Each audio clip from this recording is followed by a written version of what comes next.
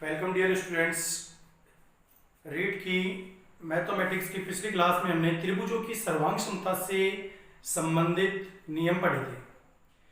सर्वांग क्षमता के ऊपर आधारित कुछ क्वेश्चंस हैं जिनको अपन इस क्लास में स्टार्टिंग में करेंगे और आगे अपन चर्चा करेंगे आज त्रिभुजों की दूसरी एक सबसे बड़ी गुण धर्म की, जिसको अपन कहते हैं त्रिभुजों की समरूपता, सिमिलरिटी ऑफ ट्राइंगल्स।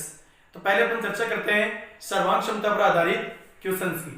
तो देखिए पहला क्वेश्चन है, यदि त्रिभुज एबीसी में AB इक्वल BC हो, यदि त्रिभुज एबीसी में AB इक्वल BC हो तथा कोण B बराबर 100 डिग्री हो तो कोण C का मान क्या होगा।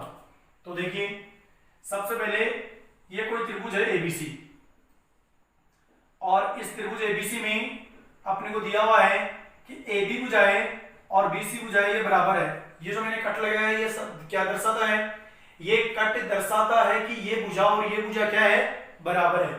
तो AB और BC भुजा बराबर है और इसको मैं सीधे तरीके से समझाऊं तो ये कुछ इस तरह से होता है, जैसे ये दो भुजाएं बराबर हो तो फिर ये कोण और ये कोण क्या होते हैं, बराबर। यानी किसी त्रिभुज में दो भुजाएं बराबर हो तो उसे अपन क्या बोलते हैं, आइसोस्केल ट्रायंगल यानी कि समद्विबाहु त्रिभुज।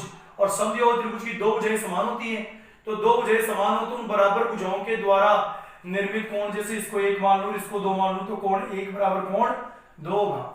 यहां पर अपन देखें तो AB और BC भुजा क्या है, बराबर है।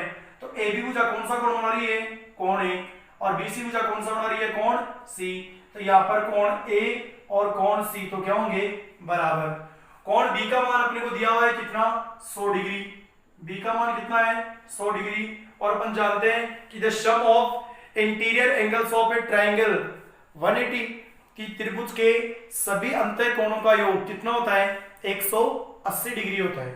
तो अपन क्या करेंगे, कोण A प्लस कोण B प्लस कोण C बराबर कितना हो गया, 180 हो गया।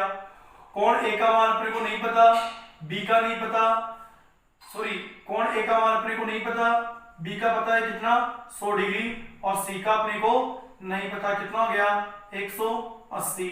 अब A और C क्या है, बराबर। दोनों को क्या मान लेता हूं मैं, x मान लेता हूं। तो क्या हो जाएगा, x प्लस 100 प्लस x बराबर 180। यहां पर क्या हो जाएगा, 100 प्लस 1x और 1x 2x बराबर 180।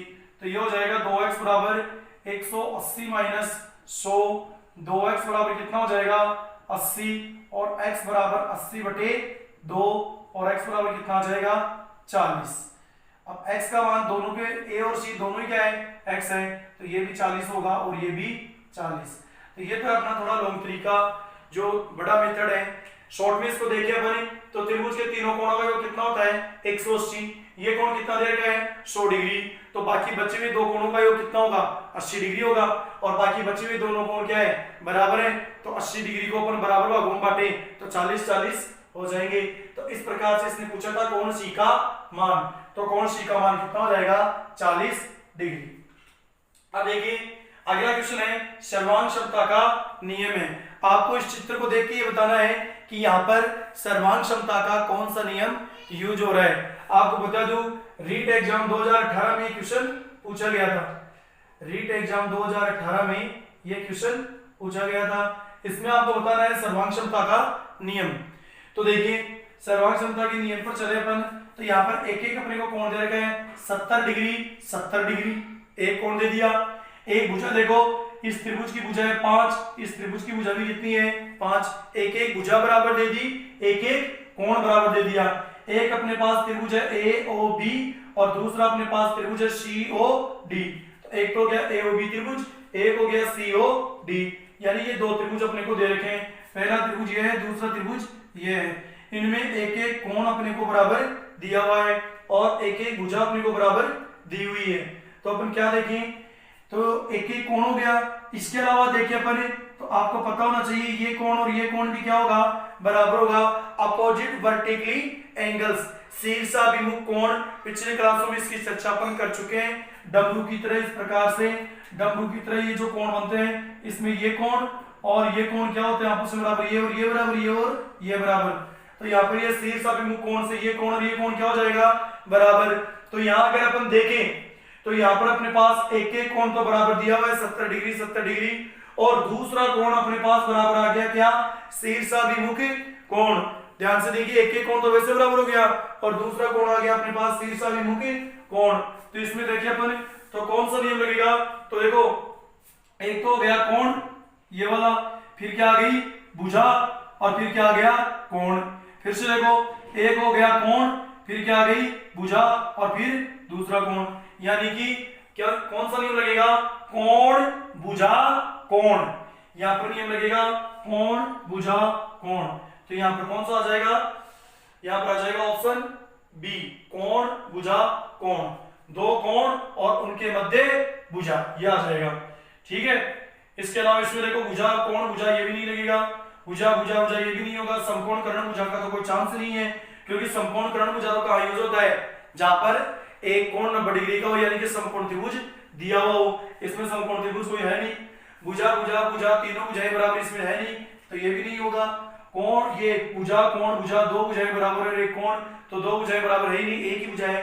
तो एक भुजा है और दो कोण बराबर है, एक भुजा होगी और एक कोण दिया हुआ था, एक कोण हमने शीर्षाभिमुख से कर लिया, तो दो कोण और उनके मध्य की भुजा। तो यहाँ पर कोण भुजा कोण से कोण भुजा कोण से ये दोनों त्रिभुज क्या होंगे, सर्वांग सम होंगे। तो यहाँ सर्वांग समता का कौन सा नियम लगेगा, यहाँ सर्वांग समता का नियम लगेगा आपका कोण भुजा कोण।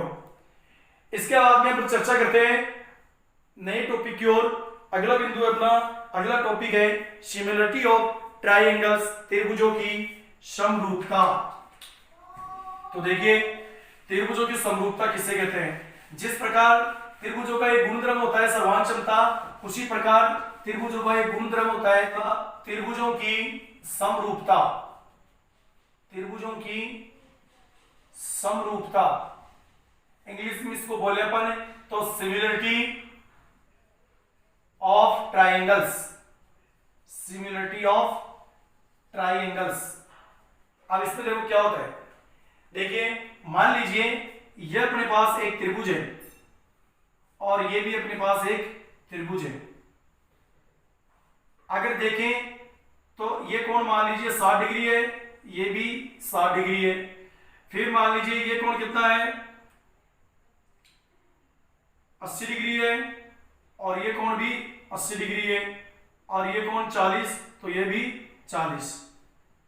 साथ ही ये भुजा 2 सेंटीमीटर, ये भी 2, ये 3 है, ये भी 3 है, ये 4 है और ये भी 4 है।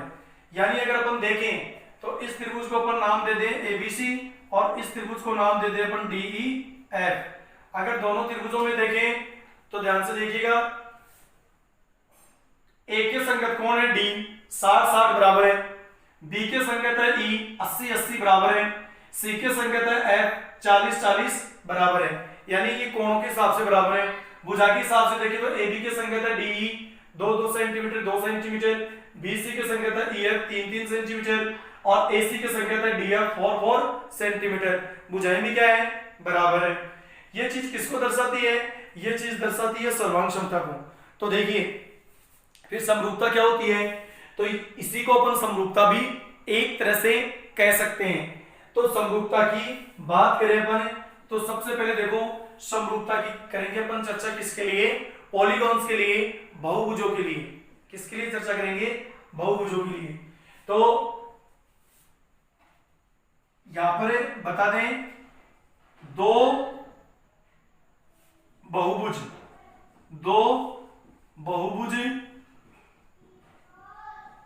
समरूप होते हैं, दो बहुभुज समरूप होते हैं यदि पहला बिंदु उनके संगत कोण बराबर हों, उनके संगत कोण बराबर हों। दूसरा बिंदु उनकी संगत भुजाएं, उनकी संगत भुजाएं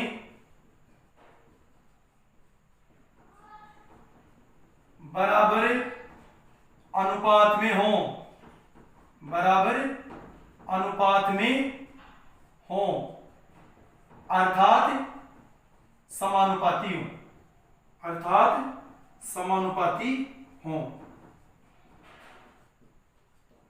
ध्यान से देखिए, दो बहुभुज समरूप कब होंगे, दो बहुभुज समरूप कब होंगे, यदि उनके संगत कोण क्या हो, बराबर हो, और उनकी जो संगत भुजाएं हैं उनका अनुपात क्या हो, बराबर अनुपात हो, अर्थात कैसी हो वो भुजाएं समानुपाती हो।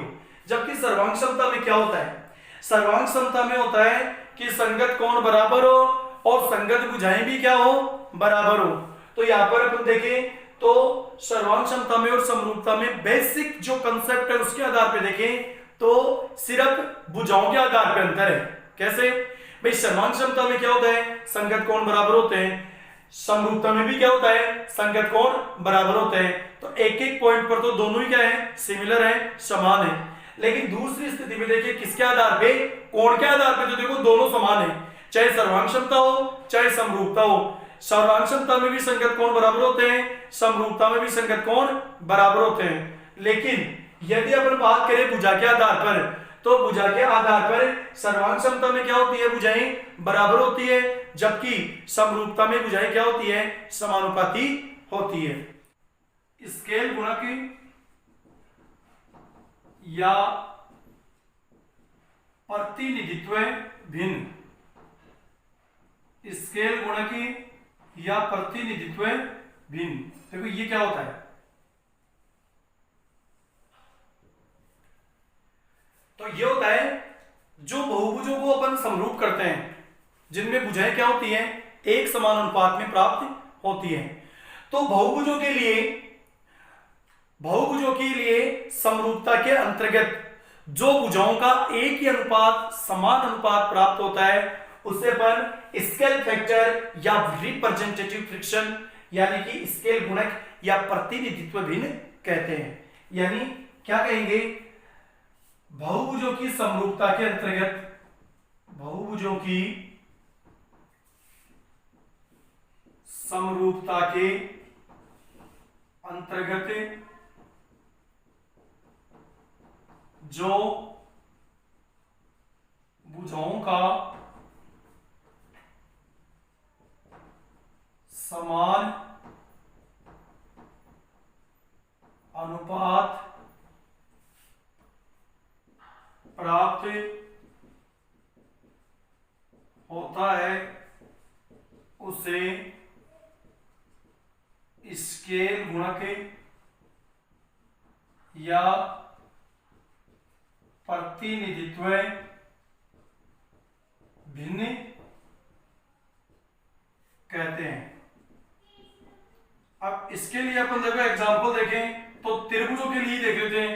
ये मान लीजिए एक त्रिभुज अपना पास ए बी सी और ये दूसरा त्रिभुज अपने पास डी ई एफ। अब यहाँ पर देखिए अपन तो ये भुजा 3 है, ये 6 है, ये 6 है, ये 12 है, ये 4 है और ये 8 है। तो यहाँ पर देखिए अपन संगत भुजाएं, इसमें ए बी भुजा लें तो ए बी की संगत इसमें क्या होगी, डी। तो क्या लेना है, अनुपात के रूप में। तो संगत भुजाओं का अनुपात ए बी बटा डी। ए बी का मान है 3, डी का है 6।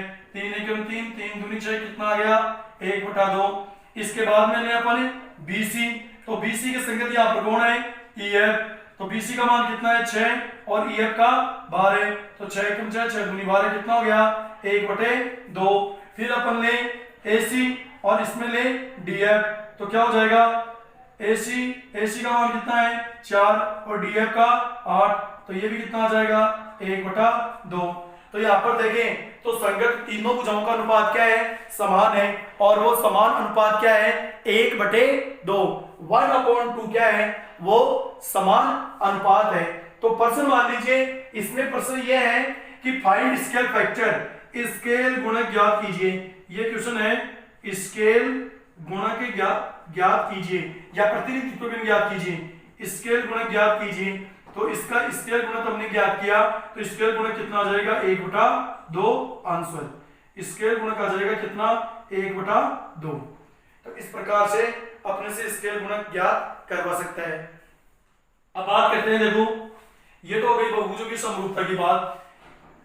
समरूपता और सर्वांग क्षमता में जो मुख्य अंतर है उसकी अपन चर्चा करते हैं, किसके आधार पे, त्रिभुज के आधार पर। तो देखिए एक और अपन लिखते हैं क्या, सर्वांग क्षमता,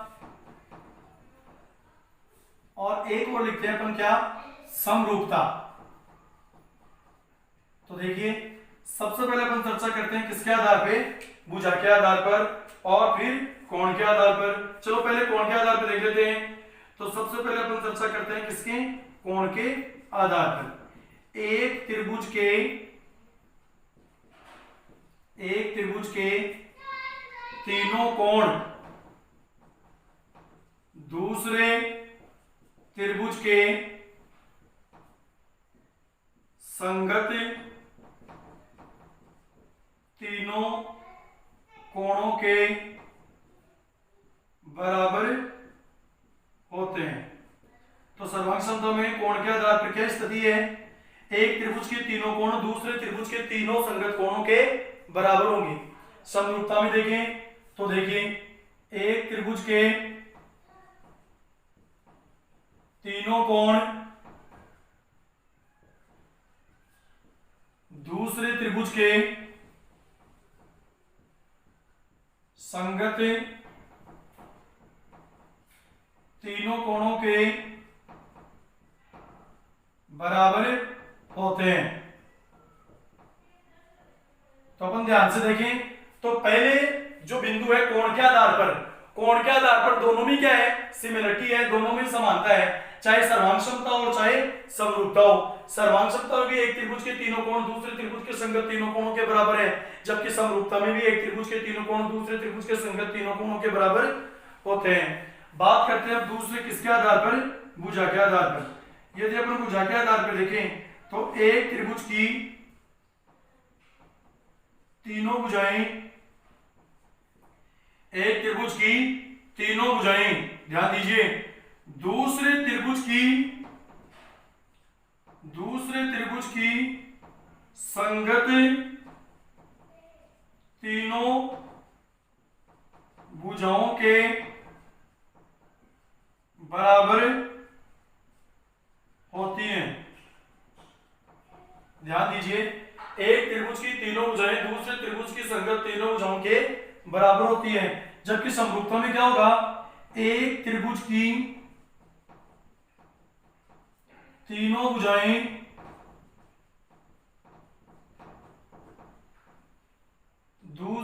एक त्रिभुज की तीनों भुजाएं दूसरे त्रिभुज की संगत तीनों भुजाओं के, ध्यान दीजिए यहां पर, एक त्रिभुज की तीनों भुजाएं दूसरे त्रिभुज की संगत तीनों भुजाओं के यहां बराबर नहीं होंगी।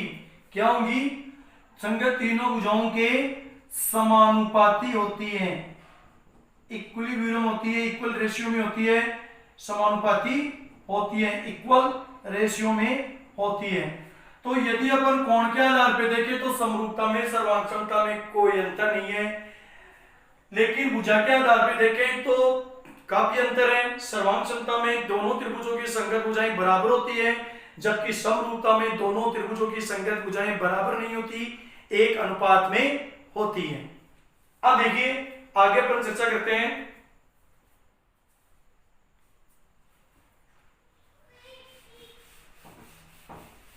आगे अपन इस पर चर्चा करते हैं। देखो मान लीजिए ये अपने पास एक वृत्त है जिसकी त्रिज्या दे रखी है अपने को 3 सेंटीमीटर, और ये अपने पास एक वृत्त है, इसकी त्रिज्या अपने को दे रखी है 5 सेंटीमीटर।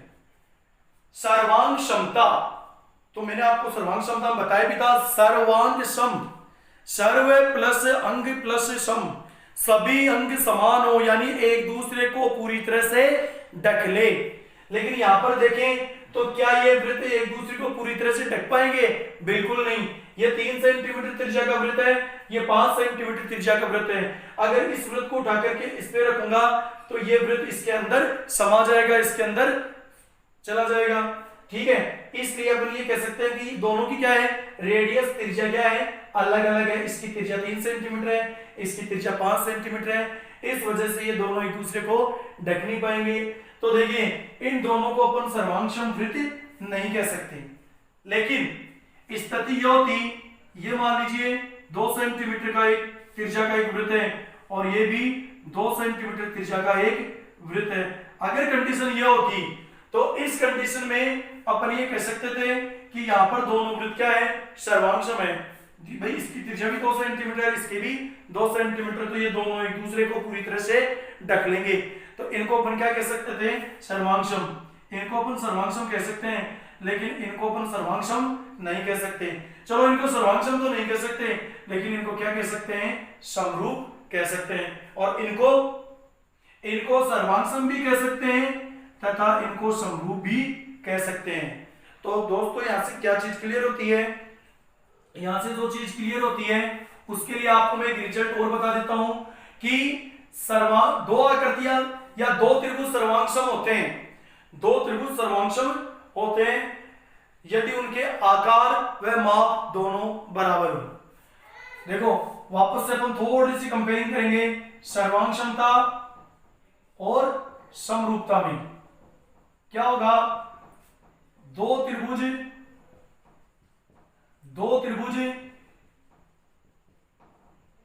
सर्वांगसम होंगे यदि उनके आकार व आमाप या माप एक ही बात है, बराबर हो। लेकिन समरूपता में क्या होगा, दो त्रिभुज समरूप होंगे, दो त्रिभुज समरूप होंगे यदि उनके आकार समान हो, आमाप समान हो। यह आवश्यक नहीं, यह आवश्यक नहीं। यहां से क्या क्लियर होता है कि दो त्रिभुज सर्वांगसम होंगे तो उनके आकार भी बराबर होने चाहिए और उनकी माप भी बराबर होनी चाहिए, क्योंकि एक दूसरे को ढकने चाहिए। जबकि समरूपता में क्या होता है, आकार समान होना चाहिए, केवल आकार समान होना चाहिए। ऐसा नहीं होना चाहिए कि एक त्रिभुज ले लिया और एक चतुर्भुज ले लिया, ऐसा नहीं होना चाहिए। होने चाहिए दोनों त्रिभुजी या फिर दोनों वृत्ति या फिर दोनों चतुर्भुजी, आकार समान होना चाहिए। माप समान हो यह आवश्यक नहीं, माप समान हो भी सकती है और माप समान नहीं भी हो सकती है। इससे क्या तात्पर्य है, अगर माप आकार के साथ माप भी समान है तो वो सर्वांगसम भी है और समरूप भी है, और आकार के साथ यदि माप समान नहीं है तो वो केवल क्या है, समरूप है, सर्वांगसम नहीं है। तो यहां से क्या क्लियर होता है कि यहां से क्लियर होता है कि सभी ऑल कॉन्ग्रुएंस जो फिगर्स है वो सिमिलर होते हैं, but all similar figures are not congruency, यानी सभी सर्वांगसम आकृतियां समरूप होती हैं किंतु सभी समरूप आकृतियां सर्वांगसम नहीं हो सकती हैं। तो यहां पे ये तथ्य अपन लिख सकते हैं कि सभी, ये बहुत इंपॉर्टेंट बात है, एग्जाम में पूछी जाती है, सभी सर्वांगसम आकृतियां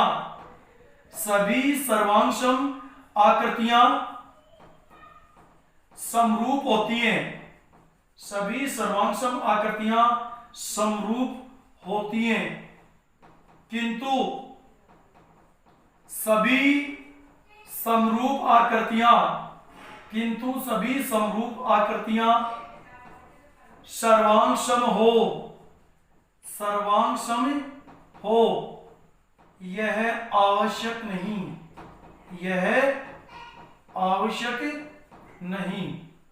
ठीक है।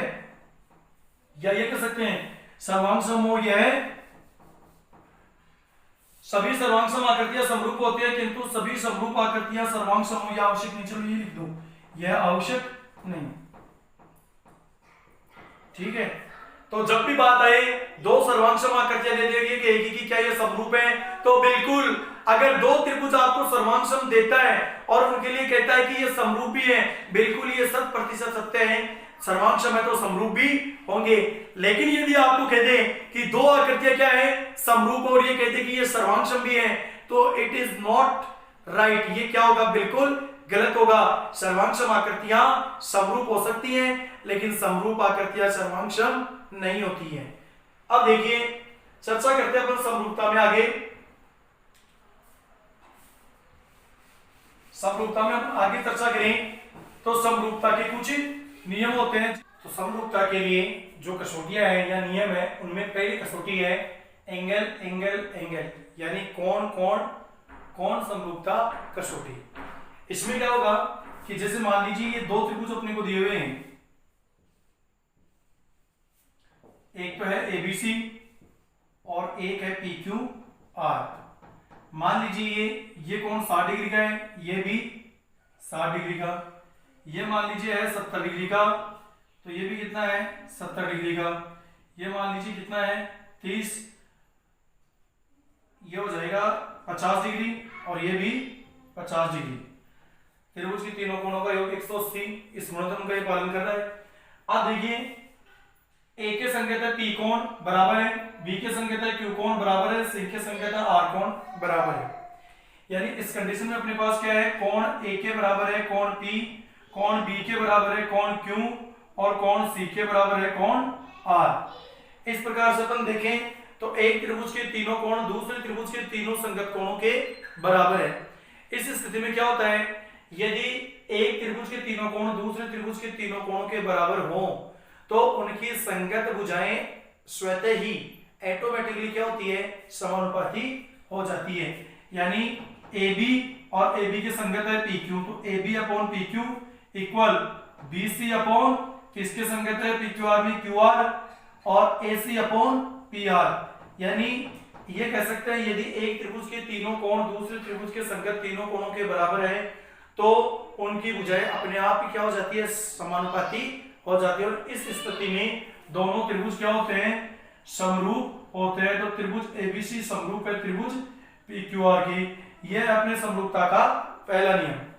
अब देखते हैं, देखिए समरूपता का जो दूसरा नियम है, समरूपता का दूसरा नियम अपने पास है कोण कोण नियम। कोण कोण नियम यानी इसमें क्या होगा, जैसे मान लीजिए ये अपने को कोई त्रिभुज दे रखा है ABC और ये अपने को त्रिभुज दे रखा है PQR। अब इसमें क्या है, ये कोण मान लीजिए दे दिया 70 डिग्री और ये भी कितना दे दिया 70 डिग्री। ये कोण मान लीजिए दे दिया अपने को कितना, ये कोण दे दिया अपने को 80 डिग्री और ये कोण भी अपने को कितना दे दिया 80 डिग्री। ठीक है, अब बात ये आती है कि दो कोण बराबर, यहाँ पर A के संगत क्या है P बराबर है, B के संगत क्या है Q, ये भी बराबर है। तो त्रिभुज के योग गुणधर्म से देखें तो दो कोणों का योग कितना, दो कोणों का योग कितना हो रहा है, यहाँ दो कोणों का योग हो रहा है 150। तो तीसरा कोण ये कितना होगा, तीनों कोणों का योग होता है 180, तो तीसरा कोण ये कितना होगा 30 डिग्री होगा। अगर ये 30 डिग्री होगा तो ये भी कितना होगा 30 डिग्री का। यानी अपन ये कह सकते हैं कि यदि एक त्रिभुज के दोनों कोण दूसरे त्रिभुज के दोनों कोणों के बराबर हैं तो तीसरा कोण भी अपने आप ही क्या होगा, बराबर होगा, क्योंकि जो तीसरा कोण इसमें आएगा वही तीसरा कोण इसमें आएगा, यानी C बराबर R भी होगा। इसलिए यहां कह सकते हैं यदि केवल दो कोण अपने को बराबर दिए हुए हैं तो तीसरा अपने आप क्या हो जाता है, बराबर हो जाता है। तीसरा है वो अपने आप ही क्या हो जाएगा, बराबर हो जाएगा। इसलिए अपन क्या करते हैं, यहां भी अगर किसी त्रिभुज के दो कोण दूसरे त्रिभुज के संगत दो कोणों के बराबर हो तो भी अपन दोनों त्रिभुजों को समरूप लिख सकते हैं। यानी ये समरूपता का दूसरा नियम है, एंगल एंगल सिमिलरिटी, कोण कोण समरूपता। बात करते हैं अपन समरूपता के तीसरे नियम की, ये था समरूपता का दूसरा नियम। बात करते हैं अपन समरूपता के तीसरे नियम की। समरूपता का तीसरा नियम है एस एस एस, यानी भुजा भुजा भुजा नियम।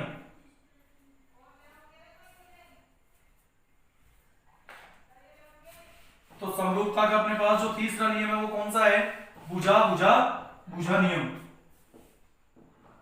भुजा भुजा भुजा यानी एस एस एस नियम या कसौटी।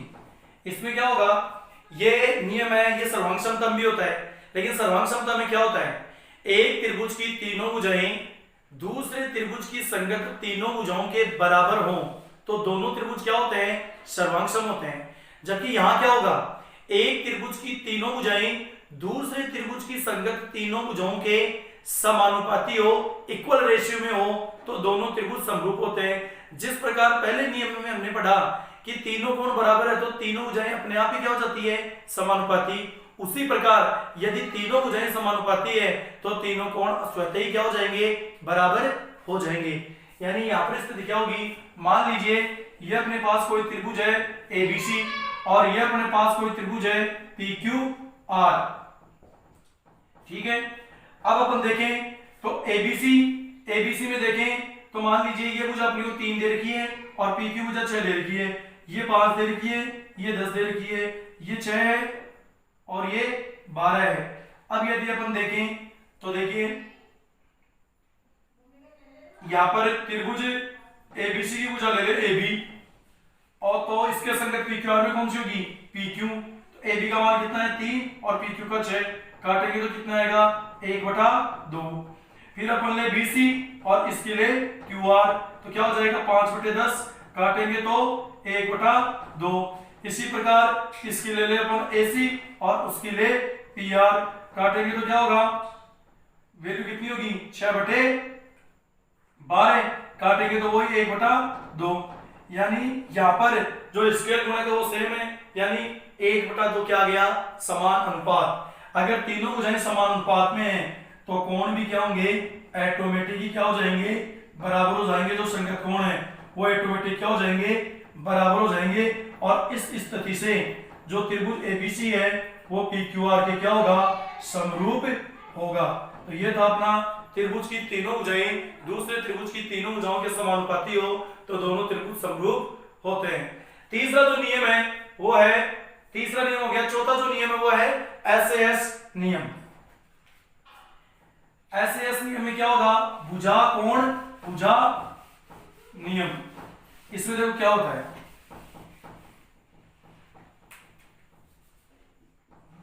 तो चौथा नियम पढ़ेंगे अपन SAS यानी भुजा कोण भुजा नियम। इसमें क्या होगा, यदि एक त्रिभुज की दो भुजाएं दूसरे त्रिभुज की संगत दो भुजाओं के समानुपाती हो और उनके मध्य का एक कोण बराबर हो तो दोनों त्रिभुज क्या होंगे, समरूप होंगे। जबकि यही नियम किसमें भी है, सर्वांग समता में भी है। वहां क्या है, एक त्रिभुज की दोनों भुजाएं दूसरे त्रिभुज की दोनों भुजाओं के बराबर हो तथा उनके मध्य का कोण बराबर हो तो दोनों त्रिभुज क्या होते हैं, सर्वांगसम होते हैं। कहने का मतलब वहां भुजाएं बराबर होती है और यहाँ पर भुजाएं समानुपाती होंगी। रही बात एंगल की, वो दोनों जगह क्या है, सेम है। तो यहाँ पर अपन एक त्रिभुज ले लेते हैं, मान लीजिए ABC